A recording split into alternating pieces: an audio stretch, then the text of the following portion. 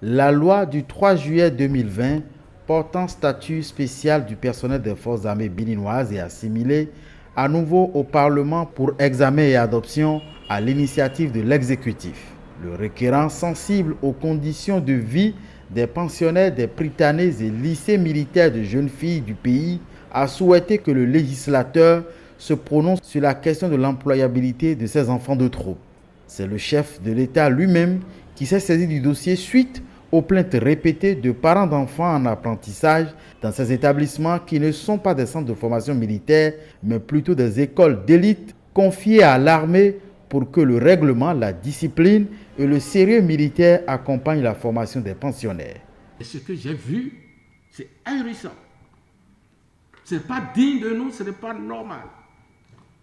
Que l'on prenne des enfants, les plus brillants, au berceau, que l'on va jeter. C'est en fait de déconstruire les enfants.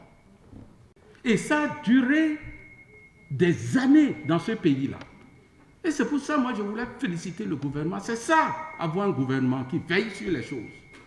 Des enfants mal nourris, des enfants mal logés. Il n'y avait pas une salle d'informatique pour des brillants. On les sert au resto, ils mangent debout.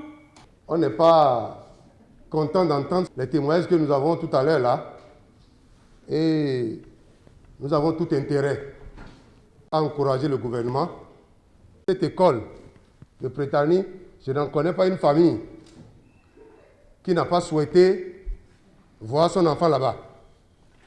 Et si aujourd'hui, cette injustice sociale, on est en train de parler de sa correction, nous devons être fiers.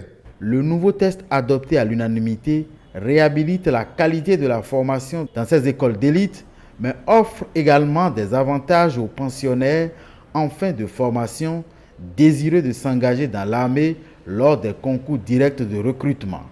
Au départ, il y a peut-être eu un petit amalgame et on les traitait un peu comme si c'était des recrues.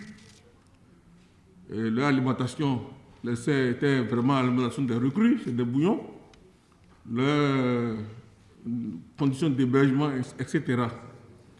Si c'est bien fait, ce n'est pas souvent des enfants de Nanti qui ont accès à ces écoles. Donc il va falloir leur donner une alimentation équilibrée, améliorer leurs conditions de vie et de travail. Ça, c'est déjà fait. C'est en train d'être fait progressivement, ça va s'améliorer avec le temps. Deuxièmement, il ne faut pas qu'ils soient dans une déprime. Parce que vous finissez brillamment la cursus académique, vos parents n'étaient pas préparés à vous prendre en charge et subitement après le bac, on vous livre aux parents. Ça les démotivait. La loi portant modification de la loi du 3 juillet 2020 portant statut spécial des forces armées béninoises réduit, pour finir, d'1 an le passage au grade supérieur pour le corps des sous-officiers de l'armée. Faisant d'une pierre deux coups, les députés ont aussi examiné et adopté la loi portant modification de la loi du 18 juillet 2020 portant organisation du secret de la défense en République du Bénin.